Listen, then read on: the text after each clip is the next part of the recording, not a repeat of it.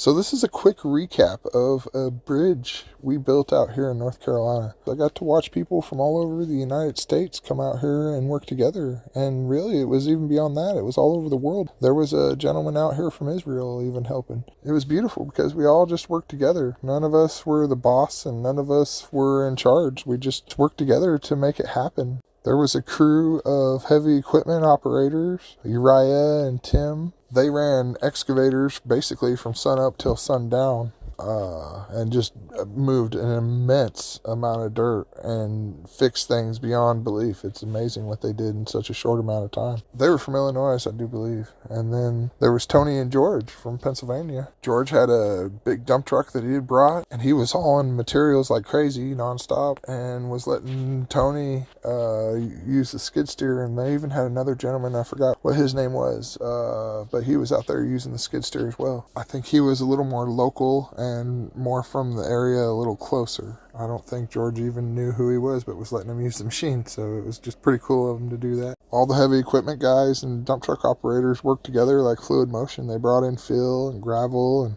set the beams for the bridge and fixed the creek and did everything. It was just it was pretty cool to watch them all work together. The tree guys, I forget where they were from, maybe Ohio. I don't exactly remember, but Todd and Jason, they were able to set up a portable sawmill, and I do believe it was Todd's, and he was just a hard-working young man. I think he was 24 and just a great entrepreneur who created his own business, and that was his sawmill that he was kind enough to bring out and set up out there. They were able to find the trees and take destruction that was already destroyed here from the storm and reuse it and repurpose it, which is a great thing.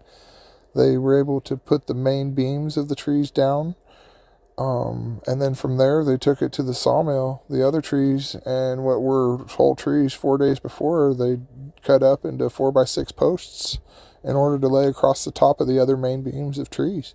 And we just made it solidly out of nothing but trees sourced right there that were destructed from the storm. And then I ran around and helped haul equipment, materials, and help screw the bridge down with the big 10-inch lag bolts. We had some 10-inch screws that we sunk down, and I had the drills to do the job, and I helped do that as well. And it was just me and Denny and the gentleman from Israel. I'm from Missouri, and Denny, I forgot where he's from. So we were from all over, and it was just a community effort of us just throwing down and just putting our hands on and just figuring out where the work needed to go and doing it. And like I said, none of us were boss. We just all worked together pretty fluid and just made it all work. It was a great thing. It was real beautiful to watch. And the homeowners, they were so ecstatic to get their bridge back and to have access to their homes. It brought a tear to their eye, and it brought a tear to my eye, and it pretty much brought a tear to everybody's eye. It was just it was a pretty emotional moment, and to take such destruction and for people that had seen so much and just being able to help them out, even just a small aspect of being able to give them access to their house. And I think it was just a couple houses there, 3 houses that we made access to, but to them it was a really, really big deal, and it really meant a lot. And it was a really cool experience to come out here and just be a part of and just see nothing but volunteers. We were all 100% volunteers, and I think the only part we had in the bridge was $700 that somebody donated to the camp in screws. We had $700 in screws, and there's a bit of a camp fund that they let us use for that, and that was pretty much the only overhead.